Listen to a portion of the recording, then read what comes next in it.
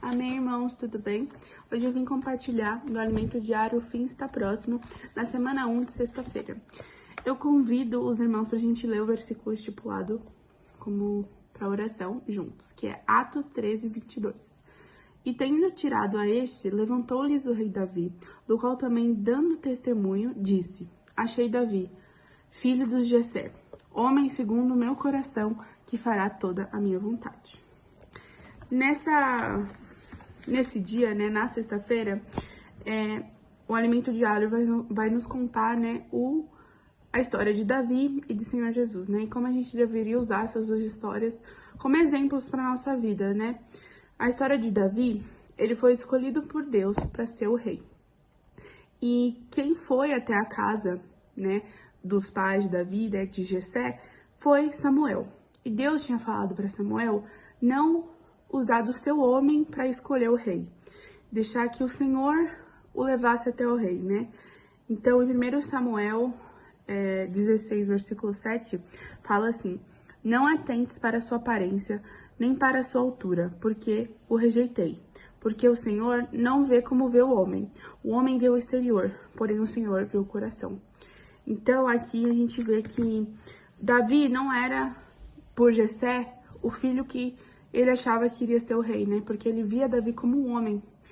E Jessé sentiu a vontade do Senhor, né? Recebeu a vontade do Senhor em seu coração e pediu para chamar Davi, que estava pastoreando as ovelhas, para, né, conversar. E assim o Senhor ordenou que Davi fosse o rei, mesmo ele sendo um adolescente. Talvez por isso Jessé, em sua humanidade, achou que Deus não o escolheria, mas o Senhor ungiu o Davi e fez com que ele se tornasse o rei.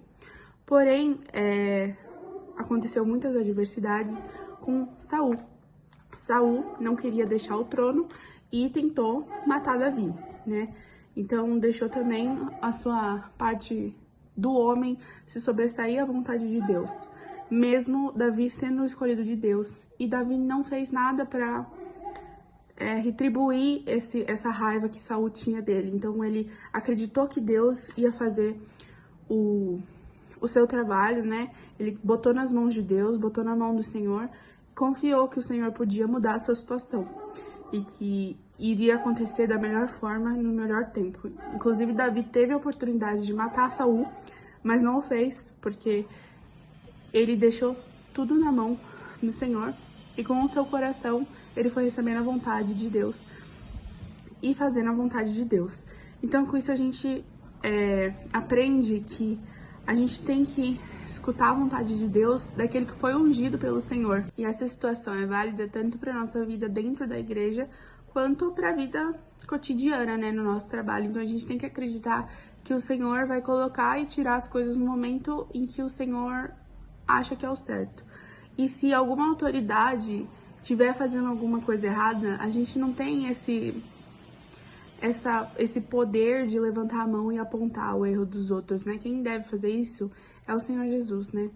Então, a gente aprende com a história de Davi isso, de colocar em nosso coração que as vontades do Senhor será feita e a gente tem que cumprir a sua obra, né?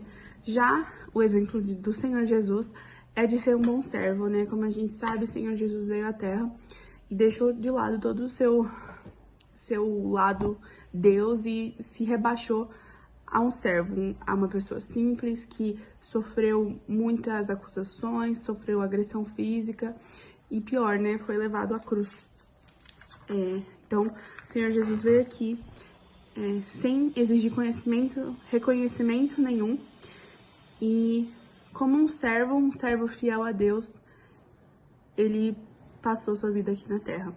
Então, isso é um exemplo que a gente deve levar, que a gente tem que ser esse servo que nem Jesus foi aqui na Terra.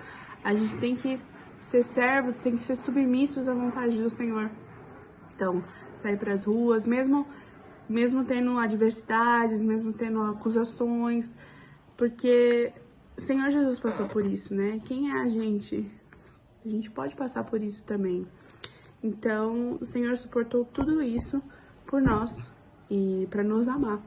Então, o Senhor Jesus é um excelente exemplo de servo. Amém, irmãos? Tenham um bom dia.